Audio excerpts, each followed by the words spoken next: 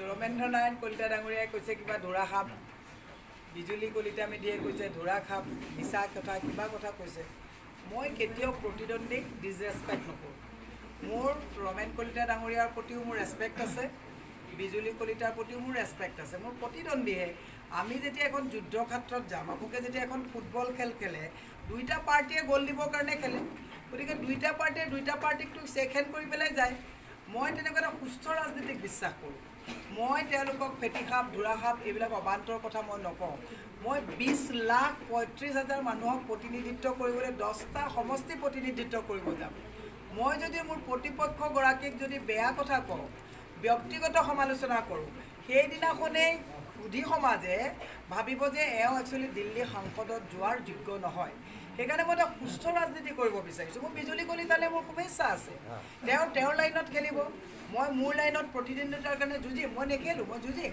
গতিকে মই ব্যক্তিগতভাৱে চাওক, মই মুখ্যমন্ত্ৰীকো কটাক্ষ কৰোঁ, কিন্তু মুখ্যমন্ত্ৰী মহোদয়ক মই কেতিয়াও মুখ্যমন্ত্ৰী মহোদয় বুলি নোকোৱাকৈ মই তেওঁলোকক হিমন্ত বিশ্ব শৰ্মা ই এনেকুৱা কথা নকওঁ, কাৰণ আই ৰেচপেক্ট দ্য চেয়াৰ। গতিকে মই মোৰ প্ৰতিদ্বন্দ্বীগৰাকীকো ৰেচপেক্ট কৰোঁ, কাৰণ তেওঁকো দলে এটা ৰেচপেক্টেবল পষ্টত প্ৰতিদ্বন্দ্বিতা কৰিবলৈ দিছে।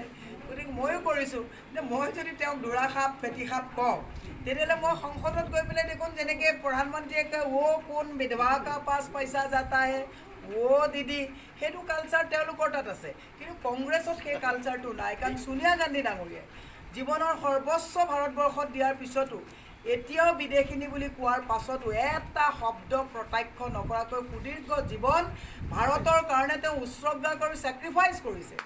গতিকে মই সেইটো দলত প্ৰতিনিধিত্ব কৰোঁ। মই সেইটো দলৰ পৰা কংগ্ৰেছত আহিছোঁ, য'ত বাজপেয়ীজীয়ে কৈছিলে ছোটা দিল সে কোই বড়া নেহি হোতা, তোতা দিল সে কোই খৰা নেহি হোতা। মই সেইটো দলত 17 বছৰ থাকি পেলাই মই কংগ্ৰেছ দললৈ আহিছোঁ।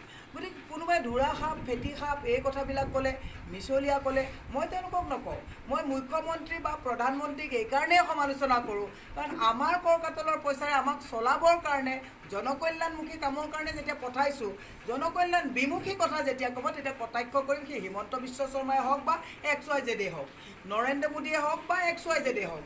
গতিকে মোৰ কথাটো তেওঁলোকৰ লগত নচলে। মই এটাই কথা কৈছোঁ, মই সুস্থ ৰাজনীতিক বিশ্বাস কৰোঁ, আৰু কোনো লোকক মই কেতিয়াও ব্যক্তিগতভাৱে কেতিয়াও মোক চাওক, ছ'চিয়েল মিডিয়াত এটা সময়ত বিজেপিয়ে ইমান ট্ৰল কৰিলে, এটা কমেণ্ট দেখাই দিয়ক যে মই উল্টা ট্ৰল কৰিছোঁ বা কমেণ্ট দিছোঁ। মই তেওঁলোকৰ পৰা শিকিছোঁ, আৰু তেওঁলোকে মোক এটা সহনশীলতা দিছে। মই এতিয়া প্ৰতিবাদ কৰিবৰ কাৰণে উচ্চ স্তৰত কথা কৈছোঁ, ইট ইজ মাই লাইফষ্টাইল। কাৰণ কিন্তু মই কেতিয়াও বিজুলী কলিতাকো বেয়াকৈ নকওঁ, ৰমেন কলিতাকো মই বেয়াকৈ নকওঁ। মই তেওঁলোকে কামবিলাক ৰাইজৰ হৈ নাই কৰাৰ কাৰণে মই সেইটো প্ৰতিবাদ কৰোঁ ইছ্যু ভিত্তিক। তেওঁলোকে সমালোচনা কৰিছে, মই আশীৰ্বাদ হিচাপে লৈছোঁ। গতিকে দেখাই দেখিছে, তেওঁলোকে ফেটিসাপ ধোৰাসাপ যিয়েই নকওক, মই তাতকৈ অলপ ভাল সুস্থ মূল্যবোধৰ ৰাজনীতিক বিশ্বাস কৰোঁ। গতিকে মোৰ তেওঁলোকৰ প্ৰতি শুভেচ্ছা আছে। ৰমেন দা মোতকৈ বয়সত ডাঙৰ, ৰমেন দাৰ প্ৰতি মোৰ ৰেচপেক্ট আছে। ভাল হওক, তেওঁ সুস্বাস্থ্যৰে বহুদিন দীৰ্ঘায়ু হৈ থাকক, মই কামনা কৰিছোঁ। কিন্তু ৰমেন দাই মোক ফেটিসাপ বুলি ক'লেই মই আকৌ তেওঁক ধোৰাসাপ বুলি কৈ পেলাই তেওঁৰ লগত মই সেইটো লাইনত একে হৈ নাযাওঁ। মই সেইটো লাইনত বহুত মনস্তাত্ত্বিকভাৱে বহুত মই নিজৰ ওপৰত